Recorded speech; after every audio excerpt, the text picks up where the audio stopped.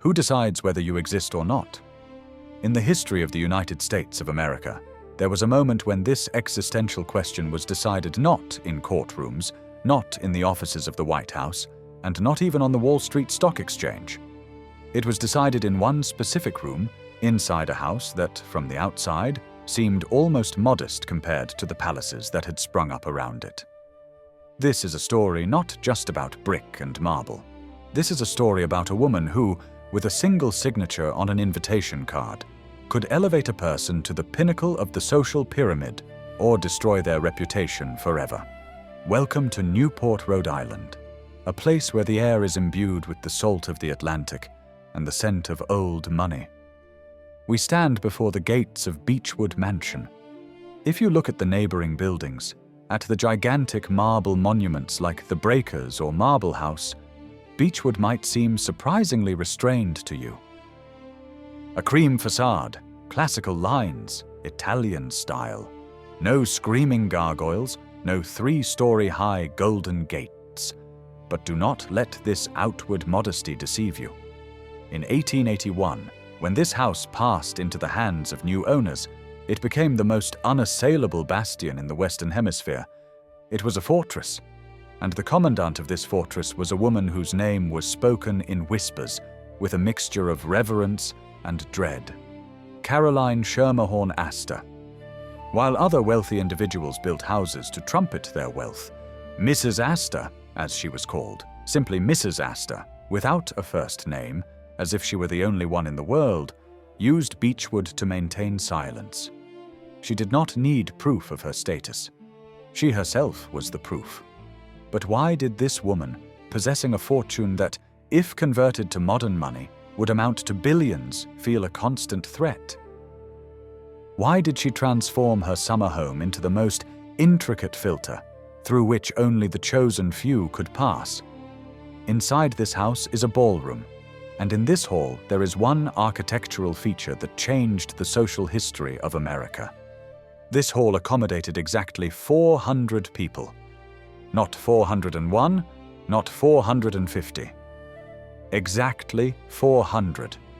If you were the 401st, you remained outside, literally and figuratively. Today, we will pass through these doors.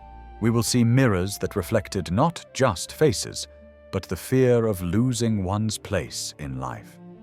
We will touch the railings down which a man descended, whose life would tragically end in the icy waters of the Atlantic aboard the Titanic 30 years later.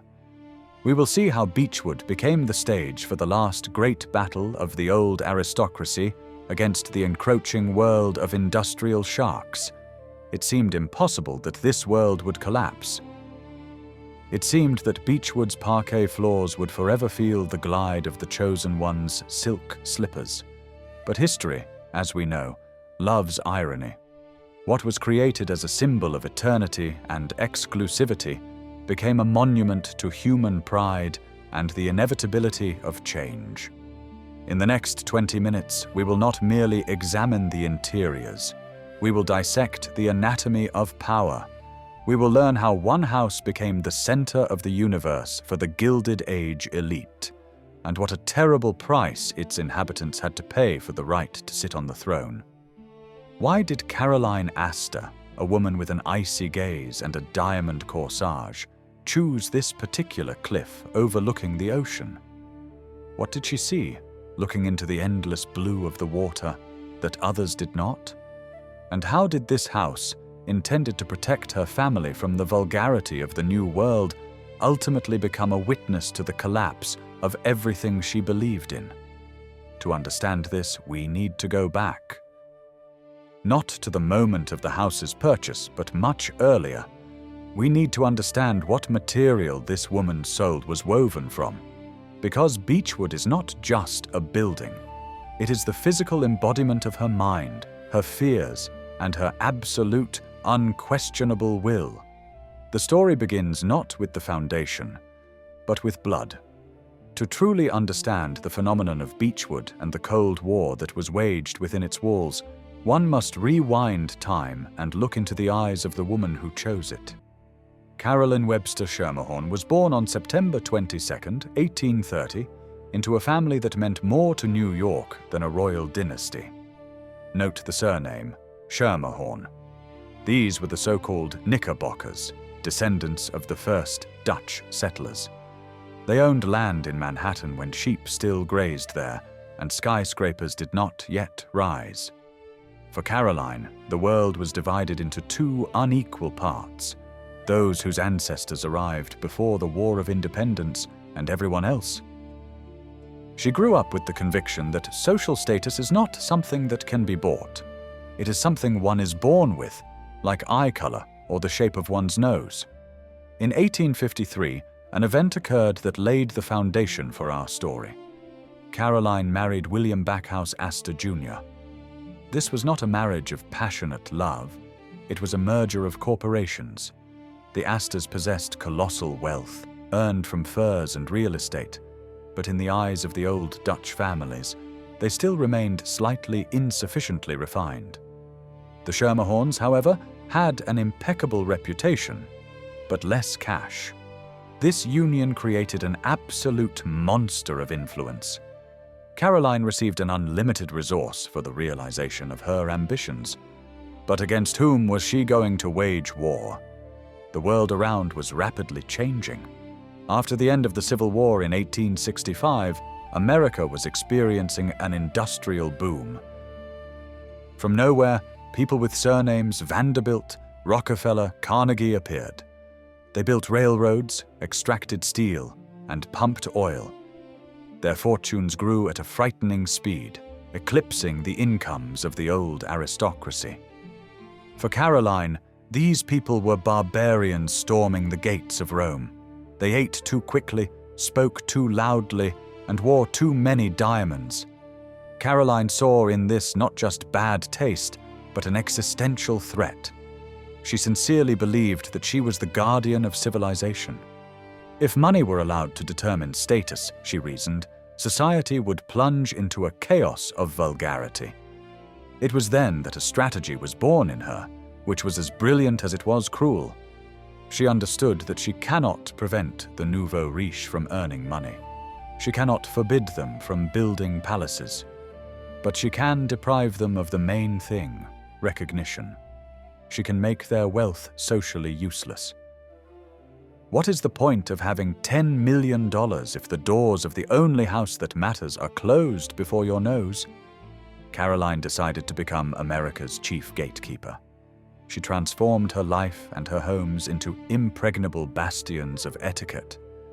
It was a game of survival, where the weapons were not rapiers, but calling cards and dinner invitations. She was a complex figure. On one hand, an arrogant tyrant refusing to acknowledge reality.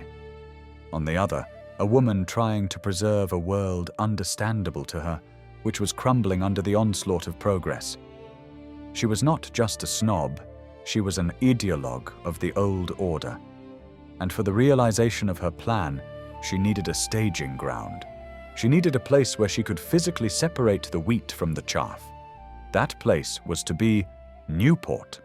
And it was precisely here, on the ocean shore, that she began to build her defense, relying on a person who would help her transform social life into an exact science. To realize her grand plan, Caroline needed a strategist. She lacked flexibility. She was too monumental, like a statue. She needed a man who knew every pedigree and every dirty secret of New York. This man was Samuel Ward McAllister, a Southern gentleman who did not possess vast wealth, but had impeccable taste and a maniacal passion for detail. Their alliance became a turning point in the history of the American elite. If Caroline was the queen, McAllister became her chancellor. Together, they decided to transform the abstract concept of society into an exclusive club with strict regulations. In 1881, this alliance took physical form. Caroline acquired Beechwood Mansion from the heirs of Daniel Parish. The choice was deeply symbolic. While the Vanderbilts bought land to erect marble mausoleums that screamed of wealth, Astor bought a house with history, built as early as 51. She did not need the glitter of novelty. She needed the patina of time. But the old house required adaptation to new imperial ambitions. She hired architect Richard Morris Hunt, a man who shaped the face of America at that time, and entrusted him with a task that seemed simple only at first glance. She did not just need a renovation, she needed a stage for judgment. Hunt spent $2 million on the reconstruction, which in today's currency amounts to tens of millions. The main change was the addition of a new wing with a ballroom. And here, McAllister's cold calculation and Astor's iron will merged into one. They mathematically calculated that the hall should comfortably accommodate exactly 400 people. No more. This number, 400, became magical and fateful simultaneously. McAllister publicly declared, "There are only about 400 people in New York who are truly in society." It was a brilliant marketing decision. By limiting the physical space of the ballroom at Beechwood, they created an artificial scarcity of dignity. Now every millionaire in the country woke up with one thought: not to be the 401st. Beechwood ceased to be merely a summer residence. It became a filter, separating the chosen from the commoners, and it was here that old traditions met with a new, ruthless social mechanism. When a guest crossed the threshold of Beechwood, they instantly understood the difference between a merely wealthy house and the residence of a monarch. The outward restraint of the facade gave way to the dazzling splendor of the interiors, inspired by French Versailles. Architect Richard Morris Hunt designed the enfilade of rooms so that each subsequent space intensified the visitor's awe. The walls were paneled in white with heavy gold stucco, and enormous mirrors placed opposite each other created a frightening illusion of an infinite corridor. In this mirrored labyrinth, reflections of diamond tiaras multiplied endlessly, creating the effect of a crowd of thousands, even if the room was empty. The air here always smelled of a mixture of fresh hothouse roses, brought in that morning, and expensive beeswax, with which servants polished the floors to a dangerously icy state. The heart and lungs of this organism was that very ballroom. It was a space of perfect geometry, calculated with surgical precision. Enormous crystal chandeliers hung from the ceiling, like frozen ice waterfalls, bathing the rare wood parquet in merciless electric light.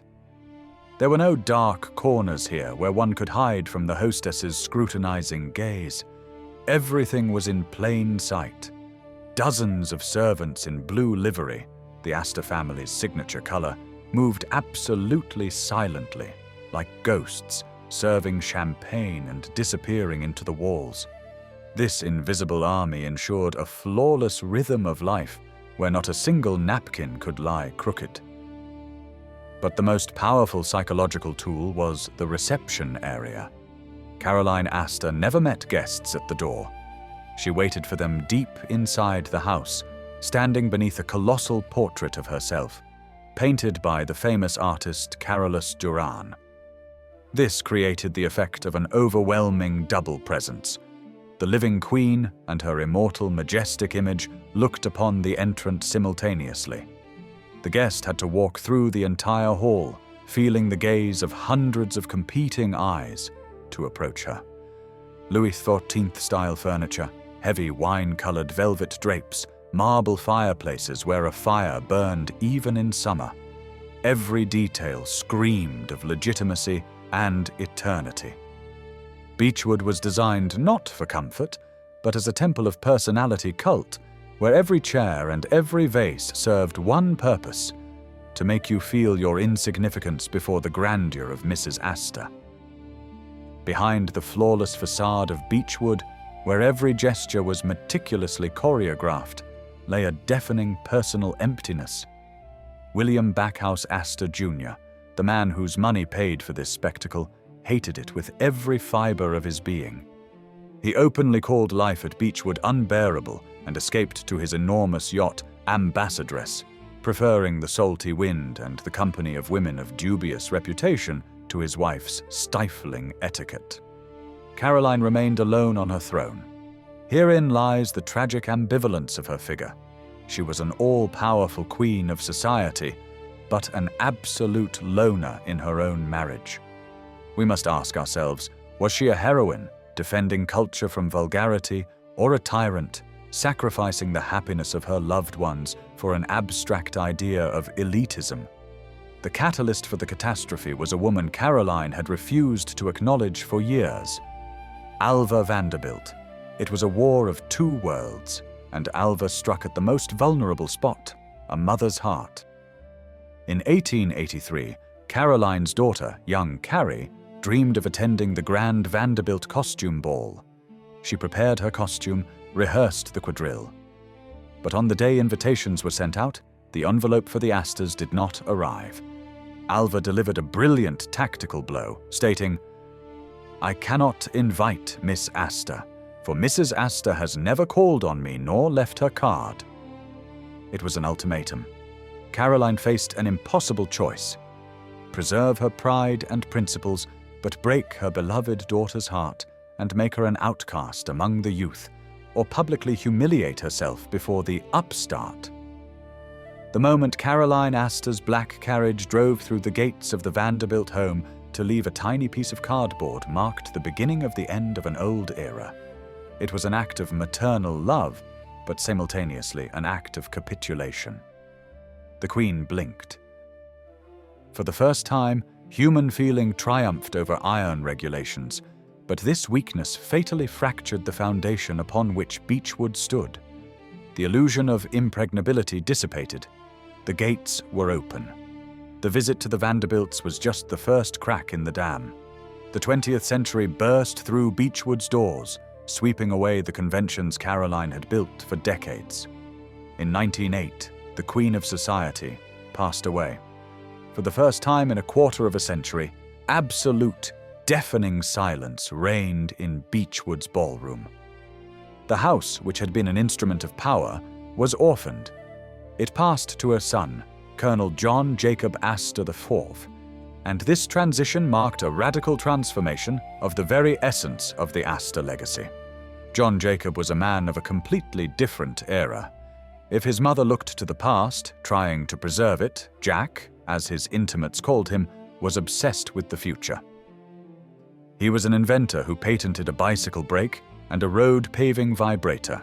He wrote science fiction novels about life on Saturn and Jupiter. He felt constrained by the suffocating corset of his mother's etiquette.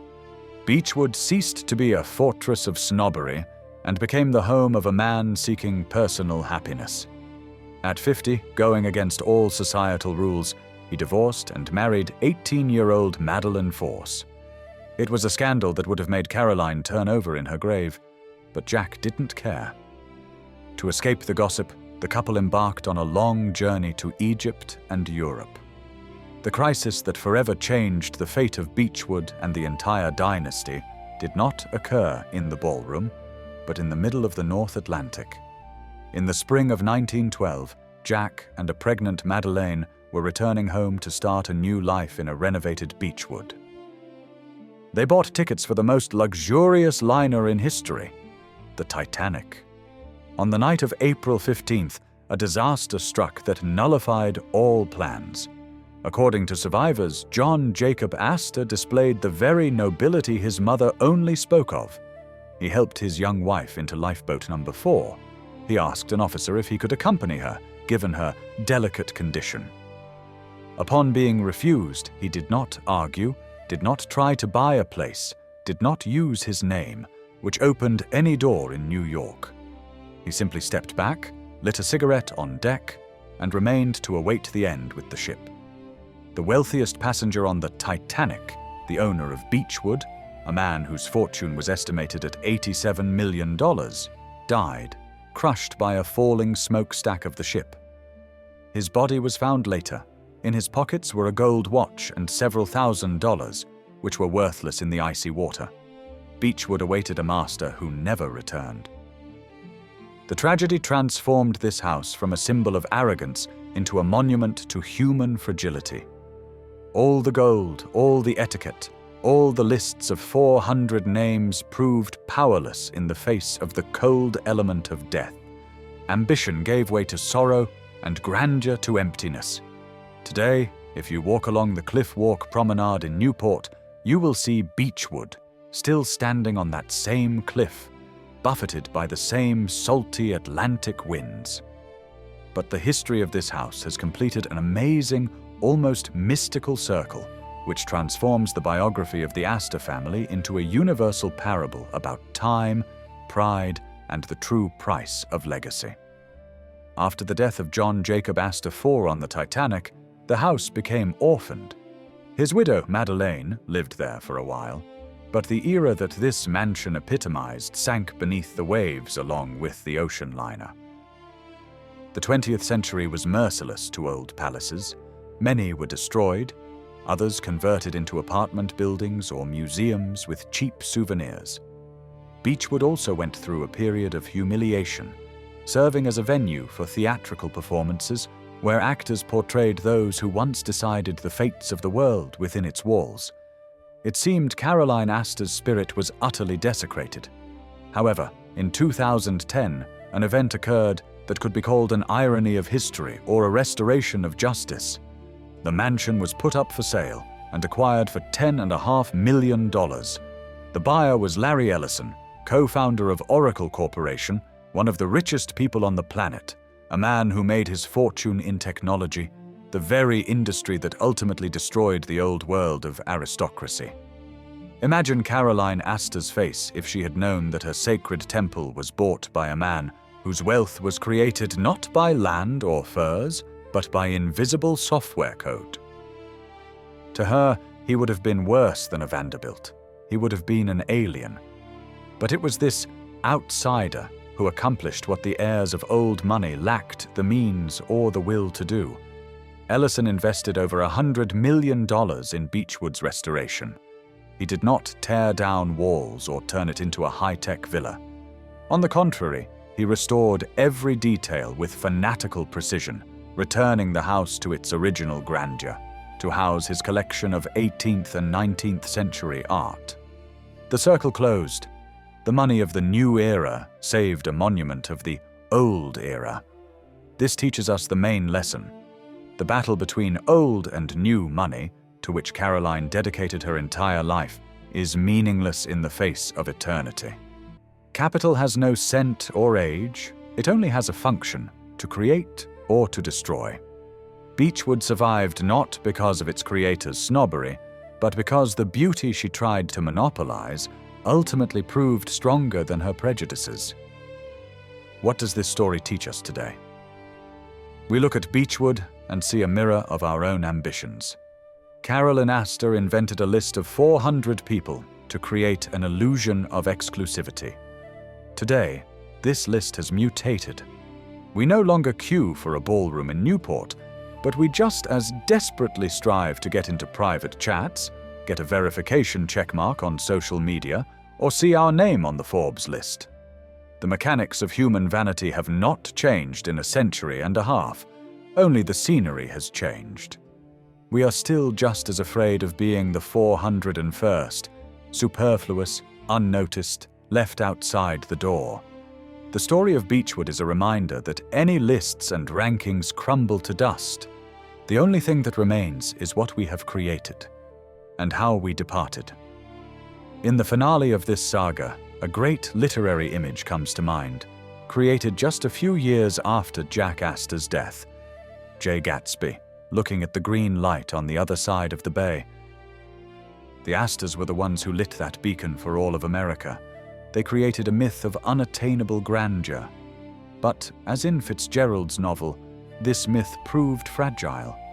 Caroline died in the solitude of her grandeur, Jack perished, showing a humanity he was not taught, and their house now belongs to a man who rewrote the rules of the game. Beechwood stands today as a silent witness that we do not truly own things.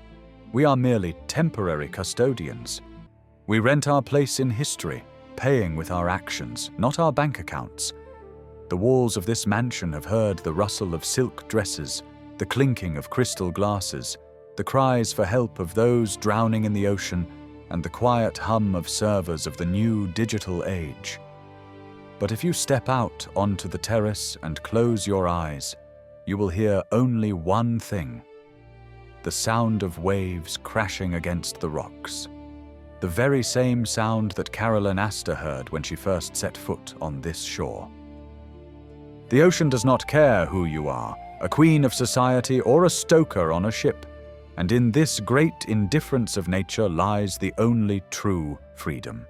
The story of the Astors and their home is complete, but the lesson that dignity is more important than title and legacy is more important than wealth will live forever, as long as these walls stand.